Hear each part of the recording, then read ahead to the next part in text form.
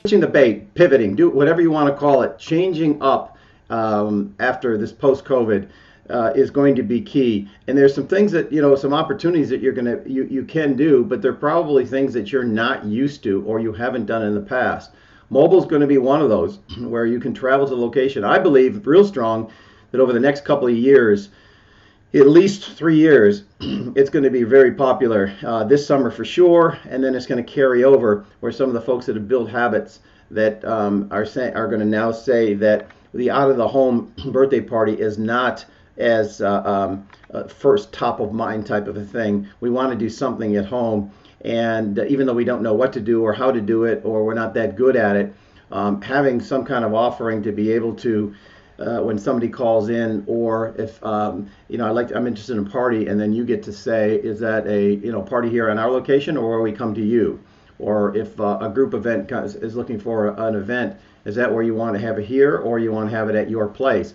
And so by having giving that opportunity to be able to do that, once you build a team, it's very easy to do. All the attraction part, the props part, all that is the simple part.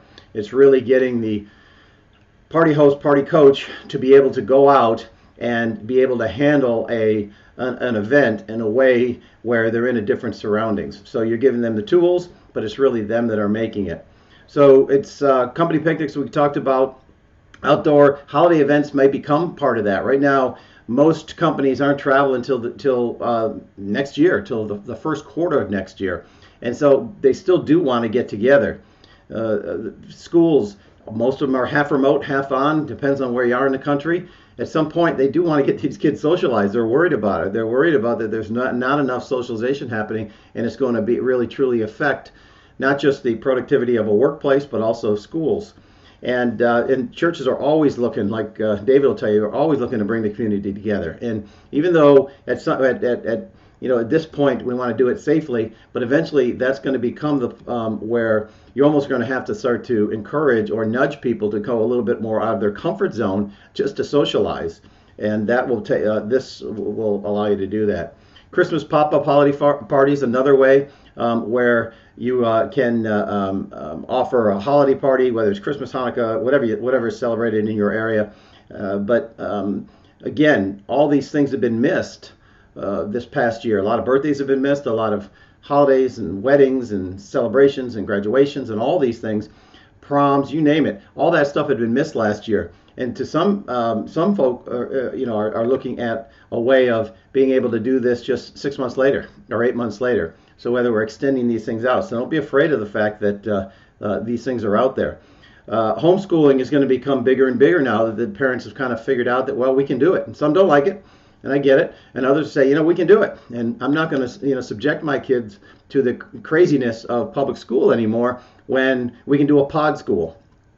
We can do, or I have the ability, and I've gone long enough to build the habit to get confidence to be able to do it myself. It's kind of like when in March we all started on Zoom. I've been on it for a while, so I wasn't as much, but everybody was so new to it that they kind of fumbled through it until they did it 2, 3, 4, 5, 6 times. Again, it's that repetition. Now it becomes very normal. And even though we still have our technical things, glitches that happen whenever we do these things, but it's not like it used to be. We just said, just do this, click over here, or change here, and just keep moving on. It's almost become normalized. And a lot of it has become because of the amount of time that we've been doing it. So if you look at the concept that I have done in the past called Heroes to Go, and I have this entire concept. It's done. It's all ready to roll. If anybody's interested, from start to finish, whether all the pieces that I've talked about in putting a birthday party together, I've done, because I've done this in multiple cities, probably 5, 6 years ago. I think they're all still going. Some of them have moved and they've sold on to other people, but they're all still going. Now, they had a little bit of a no business like everybody else during the COVID time, but at the same time, as they start coming into the spring and the summer, depending on where they're located, they're going to have an advantage over you for parties and group sales, especially with families. If you're going to do this and DIY it, you have to start thinking about there's this one big thing. Just do not become an inflatable rental company, because it is a business. You can't make much money on it, and it's hard. And it's moving a big lot of heavy vinyl around. and it's so commoditized, it's not worth it, to be, in my opinion. But if you look at the business itself, it's not just backyard birthday parties, because that's the lowest margins you're going to get. You might do a backyard birthday party for $350 and make $225 in profit. But at the same time, if you do a corporate party for $2,000-3,000 for the same 2-3 hours, right? But it's just larger. You need a little bit more props and equipment, a little bit more attraction type things. Well, then you're going to see that the margins are even greater. So 80% of what you shoot for should be camps and churches and picnics and school events. And this can be done, like I was talking to David about, this can be done what we call in a field business, where this is you have space, you have land, you can do this right at your place, as well as you can take it mobile. So it's the same thing with your facilities, depending what you have. So for instance, any of this stuff, any of it can be done. I think it was Liz, who has a roller skating facility. Well, if you had a big roller skating rink, it can be a roller skating rink, or at certain day parts or certain times, it can be turned into anything you want, because it's a big gymnasium, right? So all these things are just spatial type things that you need. So don't be afraid, if you're a bowling center, to not do something like this and say, well, geez, if I'm a bowling center, I've got, in order for me to do mobile, I can't take my bowling, or what do? Do I go buy a 100,000 plus bowling trailer and take that to the house? No, you don't have to do that, okay? You can still be a party. When you start looking at your birthday parties as, we do birthday parties, we do awesome birthday parties, and oh, by the way, what we do here is we bowl. And the other place says, oh, by the way, we go down water slides and we have wave pools. Oh, by the way, we have a party here, but we play laser tag and ride bumper cars. So when you start thinking that way, just like if you're an ice skating rink, oh, by the way, we skate.